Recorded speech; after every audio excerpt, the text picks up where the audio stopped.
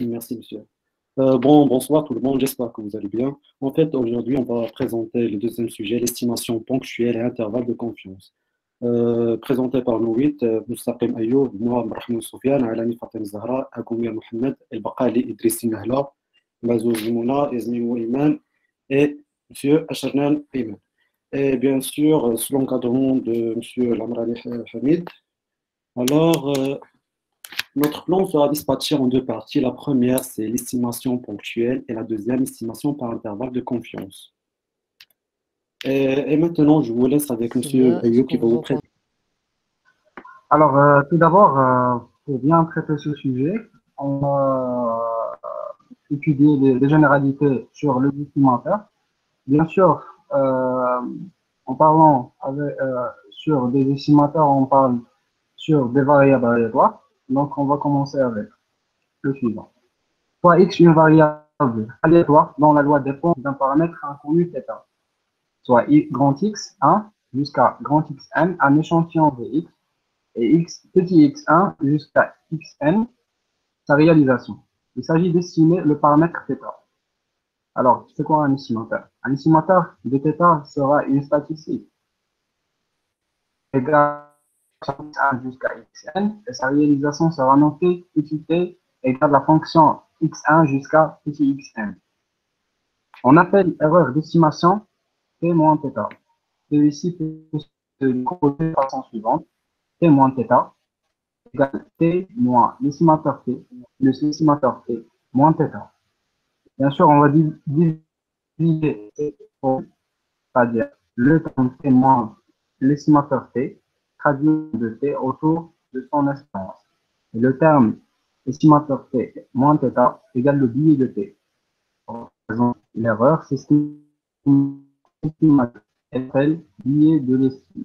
Alors, les définitions d'un estimateur sans biais, un estimateur t de θ est dit sans biais si l'estimateur t égale à ou bien le biais de t égale à 0. Un estimateur de t, de, un estimateur t de θ, pardon, est dit asymptotiquement sans biais si l'estimateur tend pour n tend vers l'infini. Un estimateur ou asymptotiquement sans convergent si la variance de t tend vers 0 pour n tend vers l'infini. Soit t et t0, deux estimateurs sans biais de t, t dit. Alors, soit t et t0, deux estimateurs sans biais de θ. T est dit plus efficace que t0 si la variance de t est égale à la variance de t0. L'estimateur sans biais et de variance minimale est appelé estimateur efficace. Alors, pour étudier l'estimation ponctuelle, on a divisé cette partie en quatre parties. Alors, la première partie, on va discuter l'estimation ponctuelle de la moyenne d'une population. Deuxièmement, l'estimation ponctuelle de la variance d'une population. Troisièmement, l'estimation ponctuelle de la proportion d'une population.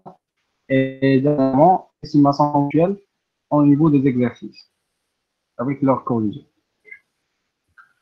Tout d'abord, l'estimation ponctuelle d'une population.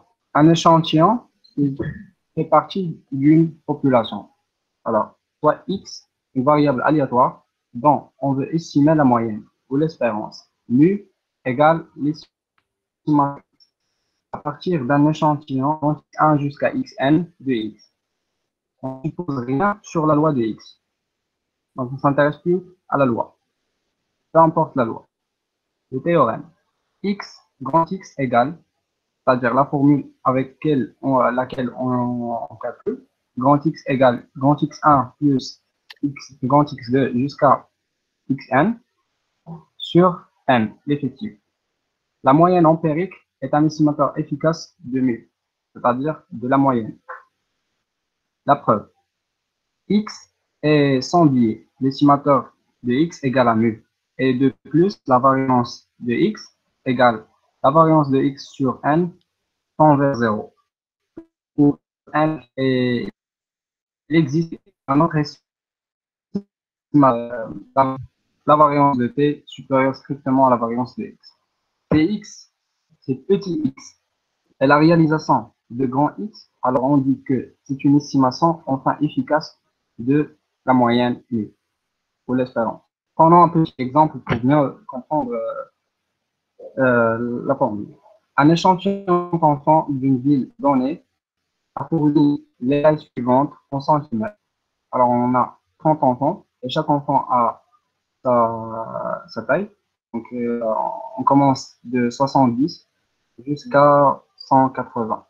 Alors, ce qui est demandé à faire, c'est d'estimer la moyenne. Donc, on doit donner une estimation ponctuelle de la moyenne. Voilà. Donc, on va collecter chaque taille, le cumul, le total de chaque taille, la somme de chaque taille. On va la diviser sur le nombre des enfants. Donc, c'est clair. On sait que grand X égale à X1 plus X2 jusqu'à Xn sur N. Alors, dans cet exemple, peut-être 70 plus jusqu'à 180 sur 30. Donc, la moyenne sera 3339 sur 30, qui égale 111,3. Avant d'entamer cette partie d'estimation ponctuelle, s'il y a des questions à propos de la partie de votre collègue, si vous avez des questions, n'hésitez pas à les poser.